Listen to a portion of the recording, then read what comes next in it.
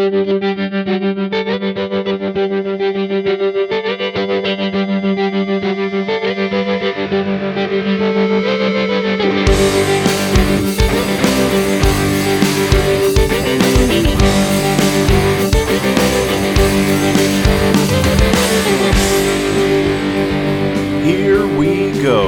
the Silver Creek Studios, I'm Jared, and this is the BFIBs Almanac. Well, the losing continues. After a disappointing sweep by the Cubs, the Cardinals turned it around in Monday, Game 1 of the 3-game series against the Phillies, with a 6-0 win by Miles Mikolas, who went 7 innings pitched, 3 hits, 5 strikeouts, and no walks. But we lost the next 2 in the series, a blowout on Tuesday, 11-1, and today, Wednesday, a 5-0 loss with Jack Flaherty on the mound. So let's look at these games, kind of what happened, and some details I've noticed in the recent series. So, like we said, the first win on Monday, 6-0, Mikolas went 7 innings pitched. He kind of turned things around, got righted the ship, so to speak. And we actually got to see the interesting matchup that a lot of people were waiting for, which was Jordan Hicks versus Bryce Harper in the 9th. And Hicks won the matchup with a strikeout on sliders. So he wasn't really getting him with the fastball. He should have, actually. He struck him out 3 times, I think. The ump was not calling some pitches that were definitely strikes. But it happens. And after setting him up with some 100-mile-an-hour fastballs, Hicks got him swinging with the 89-mile-an-hour slider. So very fun to watch. I'm sure we'll see more of that in the future. And cool to see a couple of superstars going head-to-head.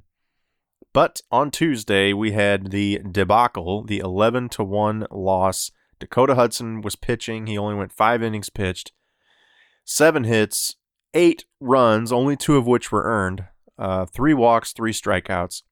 We also had an appearance from Gregerson, who gave up 3 hits and 2 earned runs. So it was a very ugly outing. We had several errors by guys who we are not used to seeing errors. Pass ball by Yachty.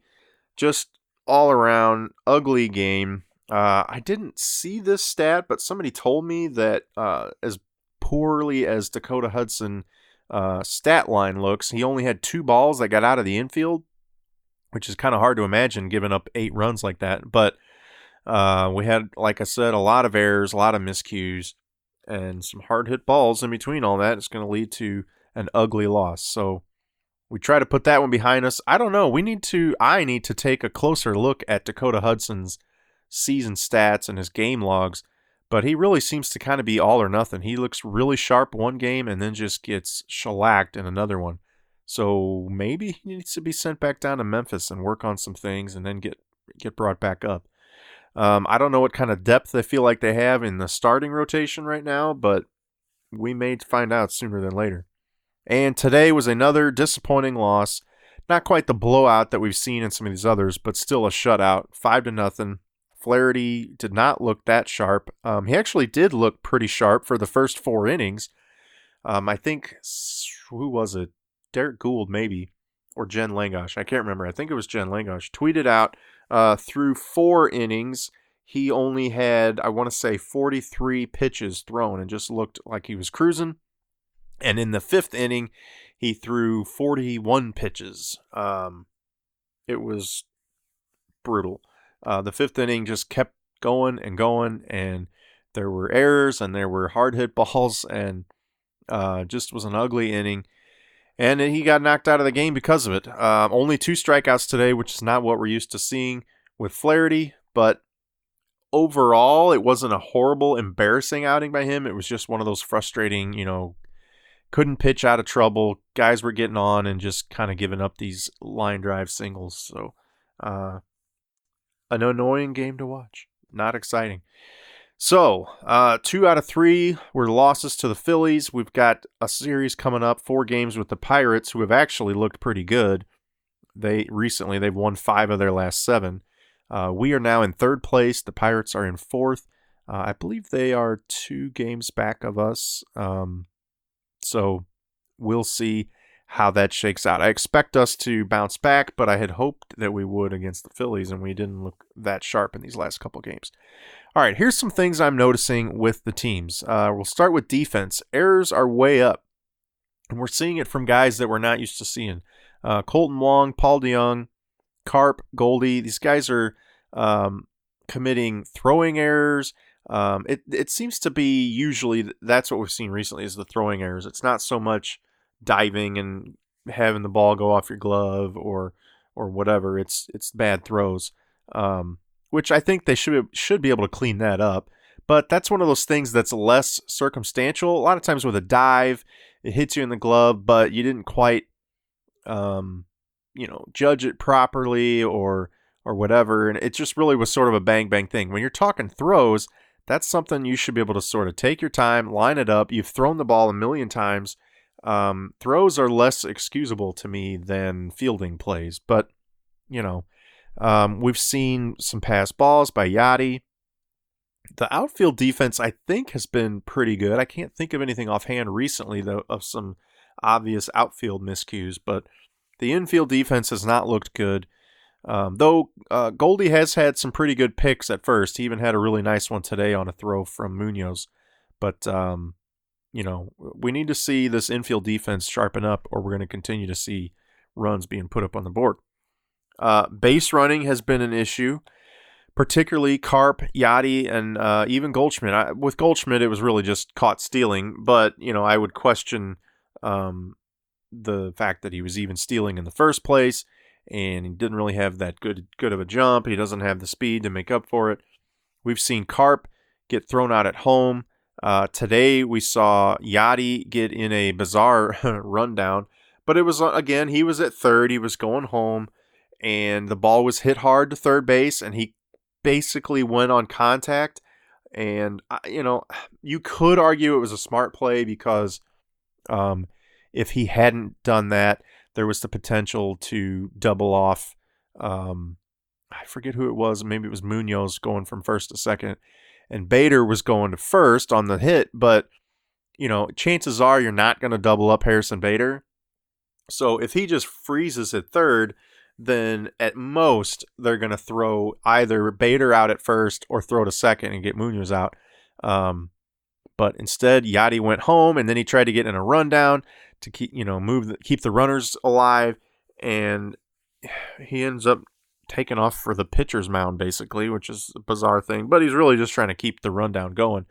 So I get that, but just a foolish base running mistake. Carp did it the other night. You don't just take off for home on a hit ball. You got to make sure it either gets through or that guy commits to first. Being a little too aggressive, I guess. And we like to see the aggressiveness when it works. We praise the runners and we praise the coaches, but we don't like it when it doesn't work. So, I hate to get too hung up on it, but when it starts becoming a trend and we start seeing, these guys basically becoming a bad base running team, it's frustrating. Now, the Cardinals were known as the best base running team in baseball statistically through the first few weeks of the season. So not so much lately. They need to sharpen that up a little bit. The bullpen. We've seen Luke Gregerson make 3 appearances now. He has 3 total innings pitched and 7 hits, 3 earned runs, no walks, but just 1 strikeout. Now, he didn't have any damage today, but in his first 2 appearances, he gave up earned runs in both of those appearances. And even when he's getting outs, they're hard hit balls. You're talking line drives that are laced that an outfielder's catching. And, even when he doesn't have damage, it still doesn't look like a clean inning. So I'm not sure why they felt the need to rush him back. I know he's a veteran and, he's looking for that opportunity, but the bullpen overall was doing pretty well before him. And they didn't send anybody down. They sent Tyler O'Neill down, but they didn't send a pitcher down. So it's not like we detracted from the bullpen to bring him up, but just being out there and getting opportunities that somebody else could get is a little head scratching because they've been so good and he's not. So we'll see. Hopefully he sharpens it up a little bit. It has been a while since he's pitched in competitive outings, so maybe he just needs to knock the rust off. But Also along those lines, Dominic Leone started out the season really well. Through March and April, he had 12 and a third innings pitched, gave up 13 hits, 10 earned runs, 2 home runs, 6 walks, 14 strikeouts. Again, that's in 12 and a third innings pitched. In the month of May, in 4 and a third innings pitched, so a third the number of innings, he's got 6 hits, so half as many hits, 7 earned runs, 2 home runs, 3 walks, 7 strikeouts. So again, I'll try to compare that. So in a third as many innings, he's got half as many hits, so more hits per inning, basically. In a third as many innings, he's got 2/3 as many earned runs, so a lot more earned runs per inning pitched than he had. He's got, in a third the innings pitched, he's got the same number of home runs, so that's not good. He's got half the number of walks, so his walk rate's up, and half the number of strikeouts, so his strikeout rate is pretty good, actually. That's the one takeaway you would take from that. In 4 and a third innings pitch, he's got 7 strikeouts. So, not horrible outing, but just basically he went from being one of the very dominant relievers we had to a guy that's kind of up and down right now. So we'd like to see him clean that up a little bit, or he may be one of these guys that gets sent down to work on it. So today I had said to the guy I went to the game with, Gallegos has been good, and as soon as I said that, bam, he gives up a home run. So I need to just keep my mouth shut when I'm watching these games, I guess. But Gallegos has been pretty good overall. He's had, besides today with the home run, I think he had one other outing where he gave up a home run. But overall, he's kept the ball in the park. He's been very effective. He hasn't had many earned runs. So I like what we've seen from Gallegos, but just not today. So, all right. The offense, that's the last thing I wanted to talk about. Since the start of this recent losing streak, not counting the win that we had in Game 1 against the Phillies, but going back to, counting that game, but during that streak, going back to May 2nd. So May 2nd to May 7th is 6 games, and then I'll tack on today's stats. The team was batting .228 average with a .308 on-base percentage, .355 slugging for a .663 OPS, which is not very good. 45 left on base, 48 strikeouts, 45 hits. So not very good in this recent stretch. Today they only had 3 hits in 29 at-bats. They had 5 strikeouts and 4 left on base. Not a ton left on base, but guys just weren't getting on base at all. We're going to come back to runs scored and runs allowed. All right, in the 11 games before that losing streak, they had a fairly lengthy stretch of wins in there. They were batting .292, .371 on base with a .417 slugging for a .788 OPS, again compared to a .663 OPS in this recent losing streak. In those 11 games, they had 81 left on base. Now that's a lot. It's about the same rate that they had in this losing streak. 77 strikeouts, which is a little bit better strikeout rate, lower strikeout rate, and 107 hits. So in not quite twice as many games, they had nearly 3 times as many hits. So a much better average, much more production, much better slugging in that stretch. So you can kind of see, why they're not winning these games. They're not hitting, and they're not getting timely hitting, and their pitching is giving up too many runs. But in a lot of these, we've had 2 shutouts this past week. So it doesn't matter what your pitching does if you're getting shut out. But in that winning streak, they had 64 runs scored to 39 runs against. So nearly double the number of runs scored as the runs they allowed. In this losing streak, they've had 18 runs scored to 41 runs allowed. So more than twice as many runs allowed as runs scored. So they just basically flipped the stats on end. They were scoring twice as many runs as the opponent before, and now they're giving up twice as many runs to the opponent. So, it's not really all that head-scratching as to what's going on here. It is and it isn't. I mean, it's clearly they're not scoring enough. They're giving up too many runs. But you combine that with some shoddy defense, some poor base running, and it leads to a lot of losses. So it's been frustrating. We've had several low-scoring outings, even though we've had the shutouts, but we've had several other, kind of where we score 1 or 2 runs.